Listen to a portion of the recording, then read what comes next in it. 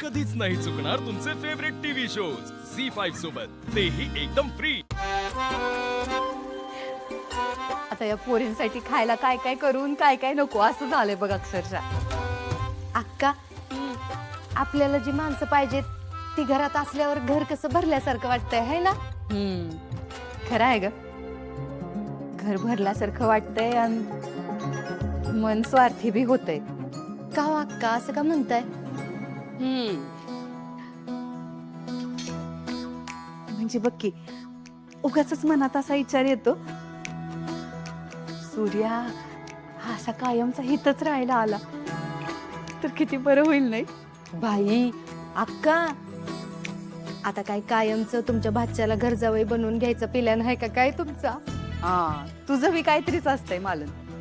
म्हणजे बघ, मी विचार केला, मी मनात आणलं आणि सूर्या घर जावई झाला असं थोडीच होणार आहे।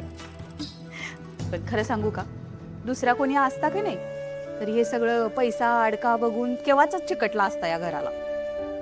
पण माझा सूर्या तसा नाही, लय स्वाभिमानी आहे त्यो।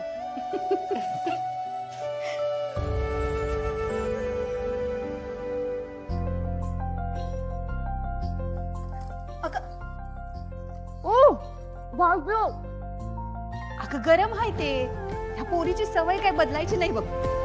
माहेरी आलेली पोरगी तिला तिच्या आईच्या हातचं खायला मिळत असेल तर ती सोडेल का? पुरं झालं बाहेरचं कौतुक बर का। माहितीये आम्हाला, तिकडे जाऊन पार विसरलीस आम्हाला, आमची आठवण बी येत नाही तुला। नाहीतर काय, असं काही नाही हो असं काय नाही। मग अशी सूर्याला टावेल द्यायला गेल्यावर काय झालं ग? आई, काही बोलतात हा तुम्ही दोघी।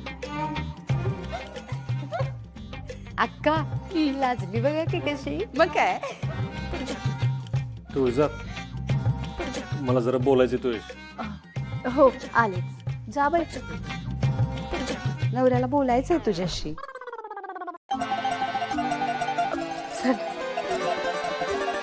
आता परत भिजू नको बर का आई।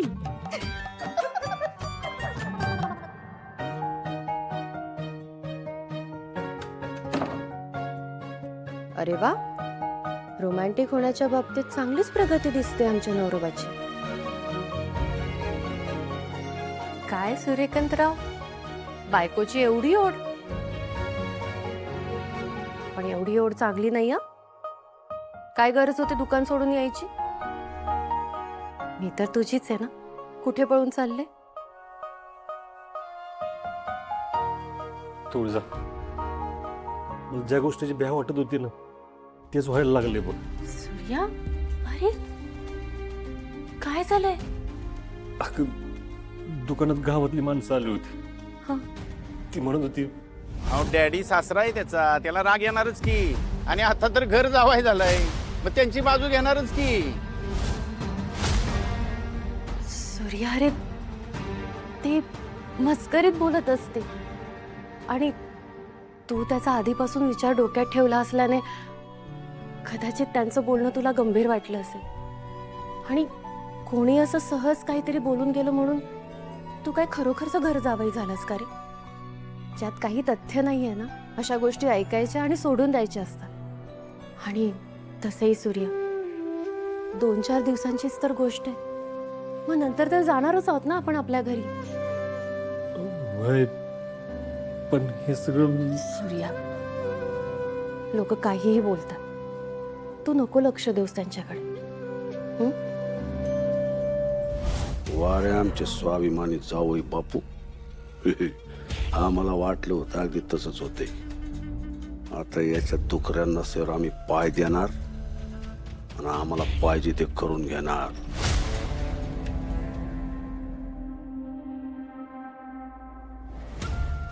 आय आय आय आय आय ग, आय आय आय आय आय आय आय आय, काय झालंय? वाईच पाय दुखताय बुवा।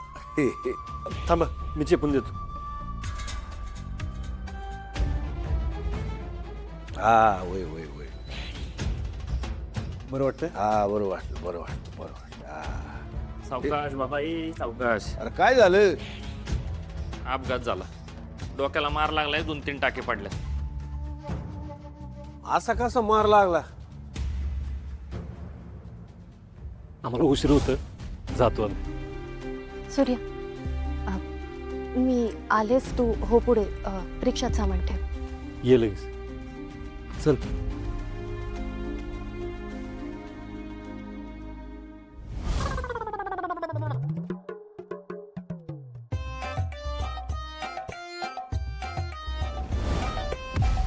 म्हणजे माझा बाण निशाण्यावर लागला. गाडीवरून पडलं का? हा, गाडीवरनं पडले. पण तुम्ही तर कारने गेला होता ना? कारनीच गेलो होतो, पण कार मधलं पेट्रोल नाही, डिझेल संपलं. मग छत्रीची स्कूटर घेऊन गेलो. अच्छा, कमाल आहे.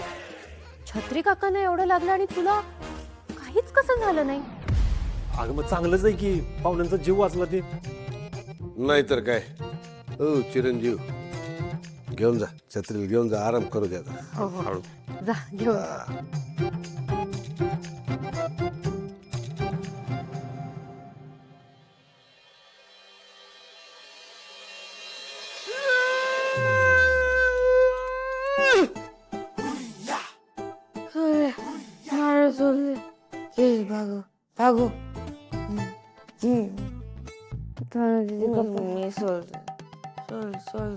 धनु, ए बा चल उठ, वाजले बघ किती. चला उठा. नारळ सोलते. अरे बापरे, काल एवढे नारळ सोलले तिने की आज झोपेत पण तेच चावायला लागली. धनु अगं,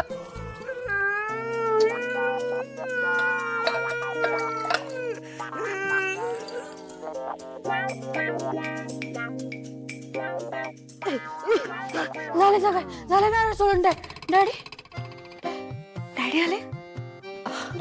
राजू, अगं डॅडी इथे नाही आले, हिच्या स्वप्नात आले. ही तर वहिनी झोपा परत झोप. ए उठ, चला. आता नका झोपू, दादा ओरडला. चला उठा. धनु दीदी उठ, चल चल उठ. वहिनी, ये धनु तुमसे अपने झोपे की भीख मांगती है. मेरे को झोपने दो, झोपने दो. ए धनु दीदी, इंग्लिशला छळून झालंय ना, आता हिंदीच्या मागे लागले का? धनु दीदी उठ की ग. ठीक आहे, धनुला झोपायचंय तर आपण झोपू देऊयात. असंही आता दादा बाजारात गेलाय जिलेबी आणायला. ती संपली की धनु उठेल ना. मग चला, तुम्ही तरी उठून घ्या.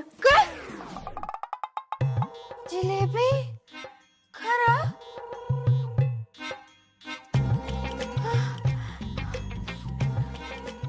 चला वहिनी, झालं, माझी झोप गेली. माझ्या तर ना तोंडात आत्ताच पाणी यायला लागलंय. चला आपण जिलेबी खाऊ. झोपेत सुद्धा तू खोबरं खात होतीस. नारळ सोललेचे तितके. झी5 ॲप डाउनलोड करा आणि पहा सर्व एपिसोड्स एकदम फ्री.